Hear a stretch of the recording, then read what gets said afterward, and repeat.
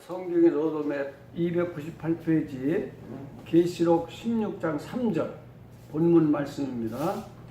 시작. 둘째가 그 대접을 바다에 쏟음에 바다가 곧 죽은 자의 피같이 되리니 바다 가운데 모든 생물이 자, 두 번째 대접은 자 어디에 쏟아졌어요? 바다. 자, 여기 지금 아까 그거 다 지웠네. 자, 여기 피 개입하세요. 그렇죠? 자, 피는 피 개입하세요. 자, 몇 번째 재앙이에요? 바다에 예? 첫 번째 도구 매흡장. 자, 여기 지금 계시록에 후 3년 반 동안 내려지는 그 바다에 내려진 재앙은 출애굽되는 게 첫 번째 재앙입니다. 그러니까 여섯 번째가 첫 번째가 두 번째 재앙으로 임하는 거죠. 자, 봅시다. 내용을 봐 이제. 바다의 쏟음에 바다는 세상을 뜻하며 정권을 가지고 나왔던 적그리스도가 태어난 고향을 가리킨다. 그 짐승을 따르던 자들에게 내리는 재앙이다. 이것은 자연계의 바다에 내린 재앙이지만 결국 그 피해는 사람들이 입게 된다. 바다의 어족을 다 죽임으로 그들의 생계에 큰 타격이 오게 되는 것이다. 애굽에 내린 첫째. 그러니까 바다에 쏟으면 바다가 다 피가 되니까 물고기도 다 죽는다는 거죠. 그러니까 바다에서 나온 그 짐승의 고향과 같은 데 아니 세상을 가리켜 항상.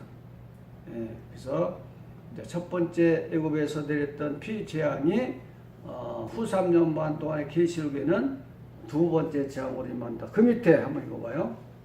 하수에 고기가 죽고 그 물에서는 악취가 나는. 출애굽은 7장 21절 말씀인데 고기가 죽고 그 물에서 악취가 나. 얼마나 큰 재앙입니까? 자, 4절 16장 4절 셋째가 그 대접을 강과 물 근원에 쏟음에 피가 되더라. 그러니까 이건 첫 번째 재앙과 비슷한 거잖아요. 그러니까 샘까지 다 이렇게 피가 되니까 얼마나 이게 괴로운 재앙입니까? 강과 물 근원에. 자, 해석 봐요. 비진리를 따라갔기 때문에 강과 물 근원, 비진리를 따라갔기 때문에 받는 재앙이다. 강과 샘도 피로 변한다. 이제 마실 물도 구하기 이 강과 샘은 원래 교회를 상징해요. 진리. 그러니까 이제 그들이 거부했던 그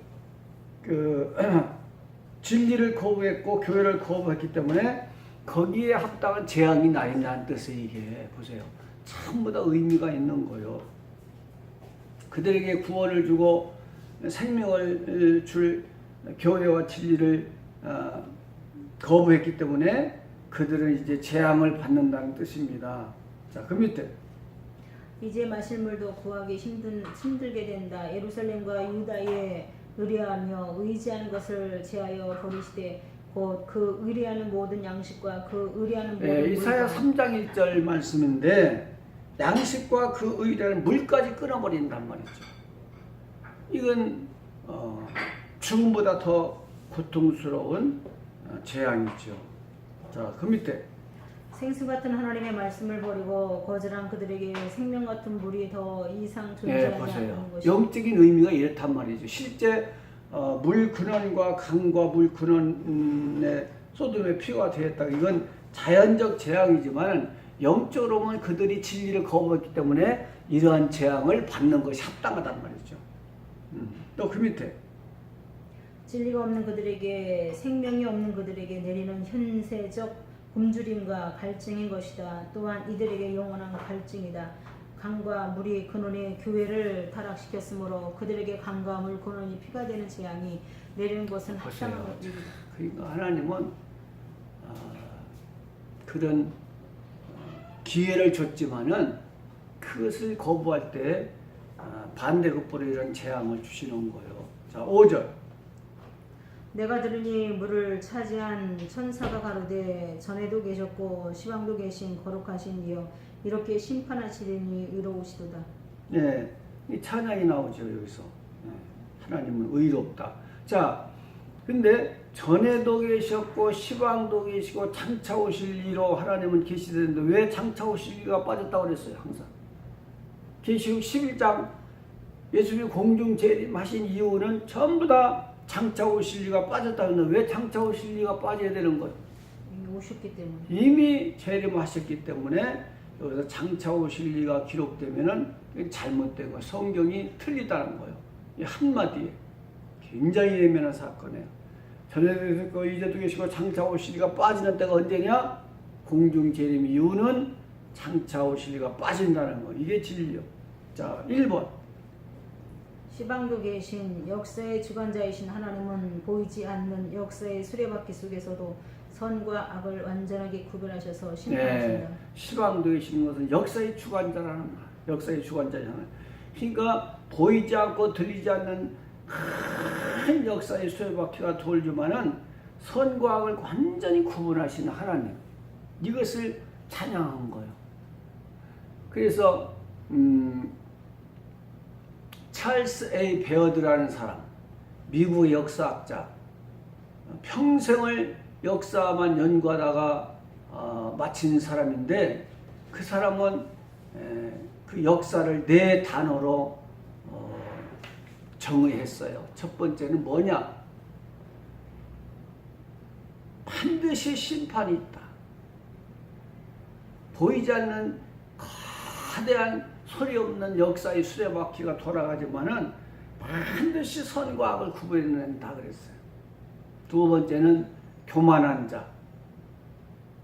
교만한 사람이나 나라는 성공케 해서 멸망을 시킨다 그랬어요. 교만한 사람. 성공도 조심해야 돼요. 네 번째는 상생관계. 항상 상생관계를 갖고 살라는 거예요. 자, 꽃은 꿀벌에게 뭘 뺏기고 살아요? 꿀을. 그렇지만 그 뺏기는 꿀로 말미암아서 꽃술을 수정받아서 열매를 맺는다는 거예요. 그러니까 결코 뺏기는 게 아니라는 거예요. 상생관계 항상 이것을 갖고 살라는 거예요. 네 번째는 뭐예요? 반드시 샛별은 떠오른다. 반드시 어둠은 지나가고 샛별이 떠오를 때가 있다. 이 네 가지로 단어로 역사를 정했는데 오늘 말씀도 그거예요. 역사의 주관자이신 하나님은 역사에 보이지 않는 큰 거대한 수레바퀴가 돌아가지만 선과 악을 반드시 구별하신다. 이것이 하나님의 속성입니다. 2번.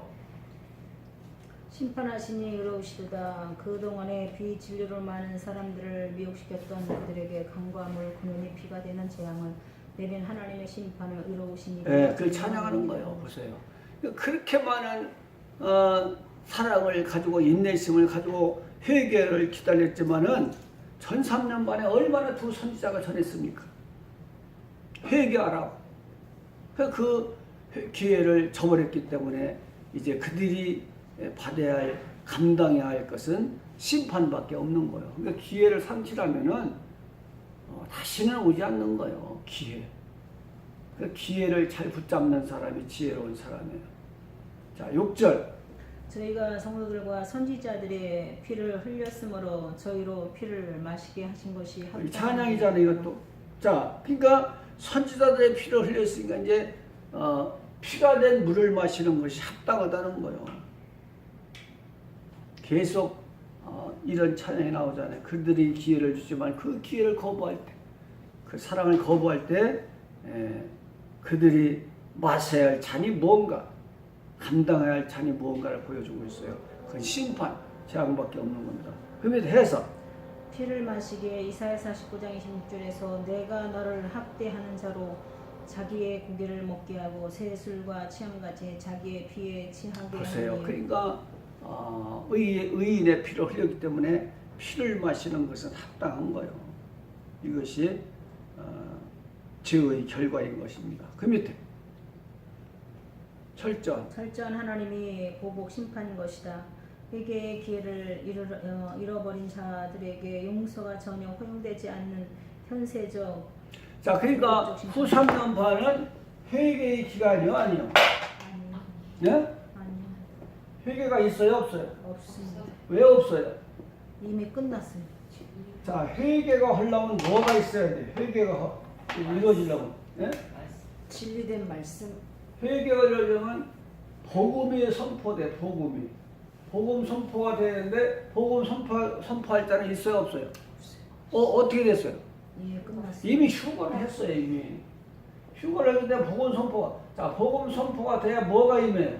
성령이 임해, 성령. 그래야 회개가 이루어지는 거예요. 그냥 회개 되는 거예요. 이것이 다 끝났다면 종결됐어요. 그렇기 때문에 후 3년 반은 회개의 기간이 아니에요. 제약의 기간이지. 보세요. 이걸 얘기하는 거예요. 그 밑에 악한 일에 악한 일의 징벌이 속히 실행되지 않으므로 인생들이 악을 행하기 네. 마음에 담대. 그냥 즉각 형벌이 오면은 심판이 오면 얼마나 좋아요. 그걸 또 놀래서 회개하겠지만은 그러나 그렇게 되지 않고 하나님이 기다리시는 하나님이기 때문에 이들이 악을 더 담대하게 행하는 거예요. 전도서 8장 11절. 예. 자, 그 밑에 인생으로서 마땅히 해야 할 일을 하지 못할 때 이러한 비참한 형벌을 받는 것이다. 지금 내가 마땅히 해야 할 일이 무엇인가를 찾아서 행하는 사람이 지혜로운 사람이다. 네, 이게 당위라고. 이걸 당위성. 내가 이 시간 뭐를 해야 마땅한 일을 하는 사람일까? 이걸 찾는 것이 지혜예요. 이게 굉장히 순발력을 요구하는 거예요. 내가 이 시간 뭘 어떻게 해야 잘 사는 길인가? 네, 이 당위성, 당위. 내가 무엇을 해야 올바른 사람이 될 것인가? 지금 내가 마땅히 할 것, 이걸 잘 생각해서 선택하고 처리하는 것이 지혜로운 사람이에요. 이걸 잘 못하잖아요, 우리는. 저도 항상 후회하는 게 그거예요. 이 순발력이 없어. 그래가지고 후회할 때가 참 많아요. 내가 이 시간 마땅히 해야 할 일이 뭔가를 분별할 줄 아는 사람이 지혜롭다. 자, 7절. 또 내가 들으니 제단이 말하기를 그러하다 주 하나님 곧 전능하신 이시여 심판하시는 것이 참되시고 의로우시도다. 계속 찬양이죠. 제단이 말하기를 그러하다 주 하나님 곧 전능하신 이시여 심판하시는 것이 참되고 의로우시도다 하더라. 자, 제단이 뭔가 봅시다. 시작. 제단이 말하기를 제단 아래서 신원을 촉구했던 순교자의 말과 동일하다. 제단이 인격화된 것이다. 그들의 신원이 성취되기를 찬미를 드리는 것이다. 제단 하면 십자가를 상징해. 십자가 제단은 제물로 드려진 예수님의 십자가 사건. 그러니까 이걸 인격화한 거예요. 그러니까 이제 십자가를 거부한 사람들이기 때문에 그 제단에서 십자가가 말씀하시는 거나 마찬가지죠. 그러니까는 그들의 심판은 의롭고 정당한 심판이라는 것을 지금 하나님이 말씀하시는 거잖아요. 그 밑에 하나님의 약속은 신실하게 이루어짐으로 확실한 소망이 있는 것이다. 제단은 십자가의 희생이다.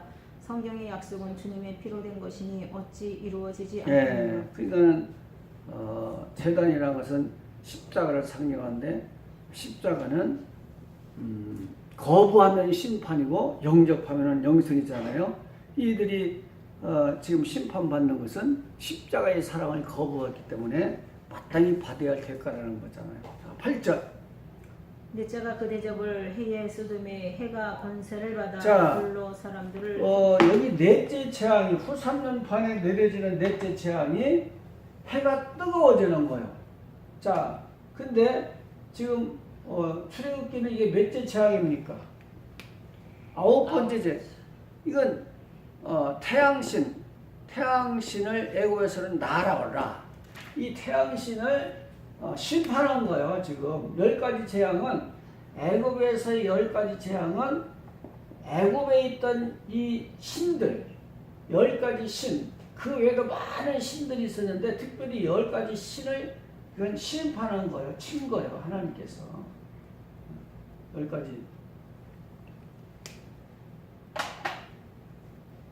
10가지 재앙은 애굽의 신들을 지금 하나님이 심판하신 거란 말이에요. 자, 가봐요.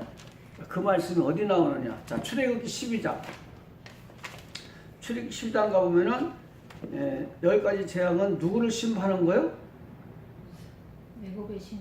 애굽의 신들을 심판한 거예요. 벌을 내린 거예요. 자, 출애굽기 12장 12절. 출애굽기 12장 12절. 이 10가지 재앙은 애굽의 신들을 심판하고 벌 준 것이다. 출애굽기 12장 12절입니다. 시작. 내가 그 밤에 애굽 땅에 두루다니며 사람과 짐승을 물어나고 애굽 나라 가운데 처음 난 것을 다 치고 애굽의 모든 신에게 벌을 내리리라. 나는 여호와라. 보세요. 지금 애굽의 신들에게 벌을 내린 것이 10가지 재앙이에요. 10가지 뭐 신만 있습니까? 그러니까 지금 출애굽 때는 나라는 태양신을 벌 준 거예요, 이게 지금. 근데 그 어둡게 한 재앙이었지만은 여기서는 지금 계시록 후 3년 8에 내려지는 그 태양의 재앙은 어떻게 해요? 뜨겁게 해서 사람을 태워 죽여. 보세요. 이게 지금 그런 내용이잖아요. 그러니까는 지금 햇빛에 너무나 노출되면은 지금 어떻게 되느냐? 피부암 걸려요. 피부암. 근데 앞으로는 더 뜨거워져. 얼마나 무서운 재앙입니까? 태양이 그들을 태워 죽여. 이 지금 말씀 준비하는 것보다 더 큰 복은 없는 거예요. 점점 예? 그 복음이 얼마나 귀한가가 드러나잖아요. 이런 재앙 때 살아서 하나님을 찬양한다는 것은 복 중의 복이라는 거죠. 자, 해석 봅시다. 해에 쏟음에 하나님의 해 같은 은혜를 저버리고 짐승을 따랐던 그들은 이제 태양마저 배신하는 것이다. 네, 보세요. 해 같은 하나님의 은혜를 저버렸어요. 이게 영적인 의미잖아요. 그것도 굉장히 중요한 의미잖아요. 시편 84편 11절에 뭐라고 되어 있어요? 여호와는 하나님은 해요 방패시라. 해라는 것은 은혜의 하나님이에요. 은혜의 하나님. 그래서 계시록 12장에 나오는 해의 분 여자는 은혜의 분 여자. 그 은혜를 거부했기 때문에 받는 재앙 마땅하잖아요. 그 영적인 의미도 상당히 있는 거예요. 재앙만 볼 것이 아니라. 또 그 밑에 현재도 오존층의 파괴로 햇볕에 피부를 직접 노출하게 두려운 때가 되었다. 앞으로는 태양이 그를 괴롭힐 것이다. 지옥불을 연상케 하고 지옥불을 연상. 여기서 지옥을 맛보고 하는 거예요. 우리는 천국을 맛보면서 살다가 천국 가지만 그들은 지옥을 맛보며 살다가 지옥 가요. 얼마나 대조적입니까? 자, 9절. 사람들이 크게 태움에 태워진지라. 이 재앙을 행하는 권세를 가진 하나님의 이름을 해방하며 또 회개하여 영광을 주께 돌리지. 자, 이제 회개할 기회마저 상실했잖아요. 그 후삼년반은요, 이제 이들이 하나님을 회방만 하는 거예요. 회방, 비방하고. 하나님 나쁘다 하면 하나님 이름을 회방하며 회개 영광을 이제 회개의 기회가 끝났으니까 이제 원망만 나오는 거죠. 원망. 자, 이제 301페이지 해석 봅시다. 이름을 해방하며 환난과 고통은 은혜가 동반할 때만 감사로 변한다. 그러나 은혜가 함께하지 않는 고통과 환난은 원망과 해방으로 변한다. 회개가 없는 고통이기에 원망만이 중요한 내용이에요. 자, 환난과 고통도 뭐가 동반해야 돼요? 은혜가 동반할 때 감사가 나와요. 그러니까 은혜가 없는 환난, 고통은 이건 원망, 회방밖에 없는 이게 중요한 거예요. 우리 신앙생활도 마찬가지요. 은혜가 동반되지 않는 환난은요, 이걸 원망밖에 원망. 그 이스라엘 백성들도 그런 거, 이스라엘 백성들도 광야 40년이 똑같이 40년을 살았지만은 여호수아와 갈렙은 어떻게 해서? 여호수아와 갈렙은 요 감사가 왜? 은혜가 있었기 때문에. 왜? 하나님의 약속을 믿었기 때문에. 근데 나머지는 어떻게 됐어요? 은혜가 없는 거요. 약속을 안 믿어. 소망이 없어. 그러니까 원망밖에 안 나오는 이게 중요한 얘기요. 똑같이 40년을 광야의 삶을 살았지만 여호수아와 갈렙은 감사가 났어. 왜 감사가 나와요? 약속의 땅을 믿었기 때문에. 그 은혜가 동반될 때 감사가 나오지만은 은혜가 동반 안 되면 이건 원망밖에 안 나요. 굉장히 중요한 얘기예요. 우리 일상생활도 마찬가지요. 하나님의 은혜가 동반될 때 그 영혼은 살아나요. 그러나 은혜가 없는 환난 고통은 원망밖에 나오질 않는 거예요. 인생은 별거 없는 거예요. 똑같은 거예요. 은혜가 있으면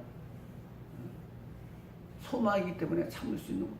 은혜가 떨어지면은 악마가 되는 것이고. 그래서 시편 84편 몇 절? 11절에 하나님은 해요 방패시라. 우리를 보호하시는 방패요, 우리에게 생명이 되시는 은혜담, 은혜요 방패시라.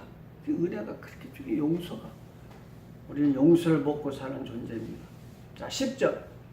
또 다섯째가 그 대접을 짐승의 보좌에 쏟으니 그 나라가 곧 어두워지고 사람들이 아파서 자기의 혀를 깨물고. 네.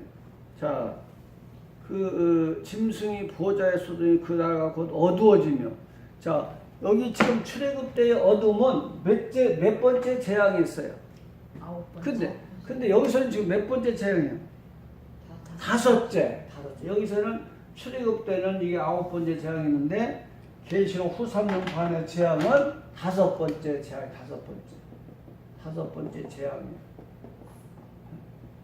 그래서 이 지금 그 보호자의 본부, 그 짐승의 보호자의 본부의 수둠에 어두워지며 사람이 아파서 자기 어둠인데 또 종기가 있죠. 지금까지 당한 그 고통이 종합적으로 오기 때문에.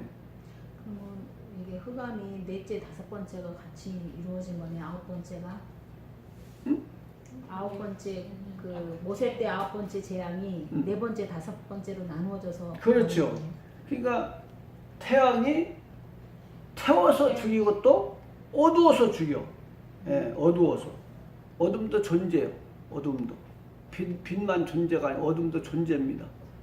빛이 없는 것이 어둠이라고 하지만은 어둠도 존재라고 해요. 지금 과학도. 예. 이 흑암이, 어둠이 그들을 이제 아파서 고통을 주게 하는 거예요. 자, 봅시다. 해석을 봅시다. 자, 짐승의 보좌 적그리스도의 통치본부이다. 그가 세계를 어둠으로 지배하고 있었기 때문에 지상 세계에 어둠의 재앙이 내리는 것이다. 어둠을 따라간 그들의 결국 어둠의 고통을 당하는 것이다. 애굽의 9번째 출애굽기 10장 20절 23절 9번째 재앙 출애굽 때 보세요. 그 어둠을 따라갔던 사람들에게 당하는 고통이 마땅하지요. 어둠은 사탄을 상징하고 지옥을 상징하는 거 아닙니까? 항상 어둠은. 어둠의 권세에서 우리가 빛의 나라로 옮긴 거, 이게 구원이에요.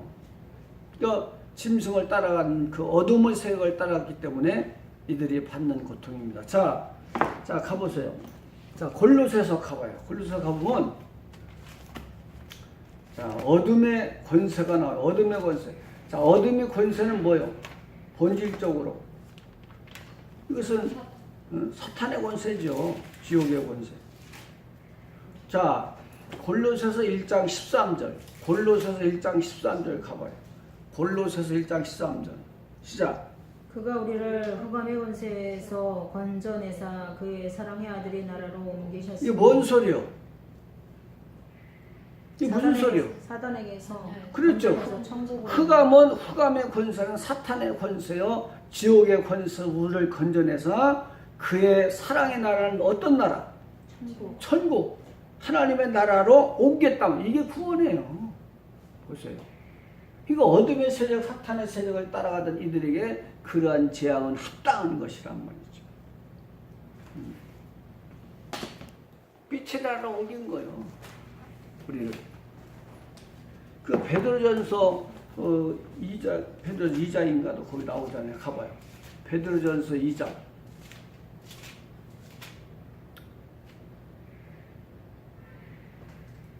자, 베드로전서 2장 9절. 베드로전서 2장 9절. 베드로전서 2장 9절. 베드로전서 2장 9절. 오직 너희는 택하신 족속이요 왕과 제사요 거룩한 나라요 그의 소유된 백성이니 이는 너희를 어두운 데서, 어두운 데가 어디요? 사탄의 권세, 지옥의 권세에서 불러내어 그의 귀한 빛이 어디요? 천국에 들어가게 하신 자의 아름다운 보세요. 어둠은 사탄이요 지옥 권세를 말해. 그러니까 빛은 천국이요 하나님의 권세에 있는 거예요. 이렇게 구분되잖아요. 그러니까 하나님을 거부한 자들이 받는 재앙이 이렇게 조목조목 이렇게 영적인 의미를 가지고 지금 내려지고 있잖아요. 자, 요한계시록 16장 11절 본문 말씀 시작. 아픈 것과 전기로 인하여 하늘이 하나님을 해방하고 저희의 행위를 회개케 아니하더라. 자, 그러니까 아까도 은혜가 동반되지 않는 혼란은 뭐요? 원망, 해방밖에 안 되는 거예요. 그러니까 하나님의 은혜를 먹고 사는 존재 인간은 은혜 떠나고 하나님 용서를 떠나면은 그 사람은 더 이상 인간이 아닌 거예요. 어둠에 속한 자요, 악마에 속한 자로 사는 거예요. 아무리 그가 인간적으로 선한지는 모르지만은 하나님 볼 때는 그 사람은 불의한 사람입니다. 신앙이 얼마나 중요한가. 요즘 미국의 어떤 사람이 말했는데 이 미국 사람들이 구원에 대한, 천국에 대한 인식이 점점점 둔해져 간다는 거예요. 구원이 얼마나 소중하고 천국이 얼마나 소중하다는 것을 인식하지 못하고 점점점 멀리하고 산다는 것, 그것을 아주 안타까워했더라고요. 우리도 마찬가지. 얼마나 구원이 소중한가, 은혜가 소중한가를 알아야 됩니다. 자, 12절. 해방하고 이거 안 읽었어요? 해석. 자, 11절 해석 봅시다. 시작. 해방하고 회개치 아니하더라. 복음에 선포되지 않기 때문에 성령의 역사가 없으므로 회개가 없는 네, 그러니까 이제 이 두 선지자가 수고했다는 것은 뭘 의미합니까? 전 3년 반에 열심히 전했죠. 전하고 휴거했다는 뭘 의미하는 거예요? 이제 복음이 사라졌다. 그렇죠. 구원이 종결됐다. 시작. 구원이 종결됐다. 구원이 종결됐다. 끝났다는 얘기예요. 그 이후에는 복음도 없고 성령도 없고 회개도 없는 거예요. 그 후 3년 반은 완전 어둠의 기간이에요.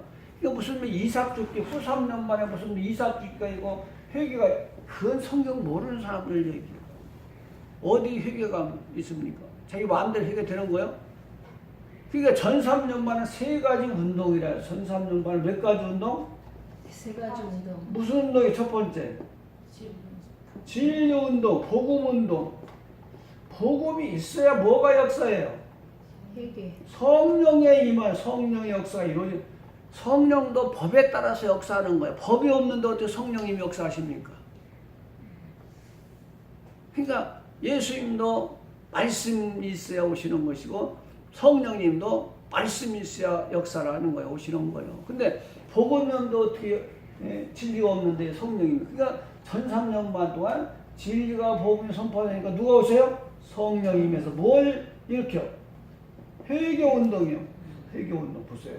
이 세 가지 운동이요. 진리 운동, 성령 운동, 회개 운동. 이것이 세 가지 운동, 전 3년 만에 일어난 역사예요. 보세요. 근데 후 3년 만에 이게 있어요? 없어요? 없어요. 왜? 휴거가 되고. 두 선지자를 통해서 복음이 선포되는 휴거의 승이 이제 종결됐잖아요. 그 후 3년 반은 회개가 없는 거예요. 복음도 없고 성령 역사도 없고 회개운동도 없는 거예요. 보세요. 이게 대수이지 않습니까? 이걸 전 3년 만에 이런 기회를 거부했기 때문에 그들은 이런 재앙을 받는다. 자, 거기 한번 이제 봅시다. 자, 12절 보고 마칩시다. 12절. 계시록 16장 12절입니다. 보는 또 것이다. 여섯째가 그 대접을 큰 강 유브라데 소돔의 강물이 말라서 동방에서 오는 왕들이 그리. 자, 여섯째 대접을 큰 강 유브라데 소돔의 강물이 말라서 누가 와요 이제? 왕들이. 자, 이 왕들은 왜 올까요? 왜 와요? 네? 왜 와요? 이 지금 여섯째가 유브라데 강가의 소돔에 네? 이 왕들이 와요. 자, 유브라데가 어디요? 유브라데가 이스라엘. 메소포타미아 지방. 메소포타미아 지방. 네. 자, 이제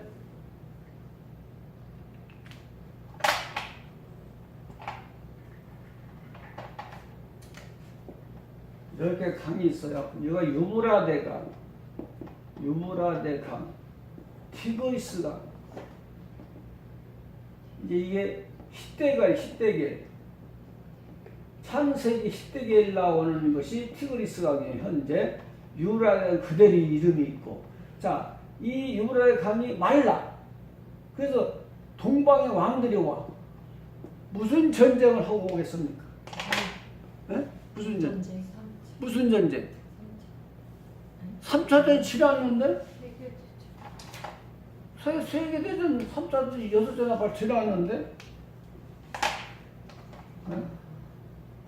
큰일 날 소리. 지금 다 친해서. 첫째, 둘째, 셋째 화가 다 친해서. 근데 왜 왕들이 와요? 응? 왜 왕들이 와요? 그렇죠. 아마겟돈 전쟁, 이 아마겟돈 전쟁을 하는 온 거예요. 보세요. 이게 순서야, 순서. 이게 일정을 알아야 돼.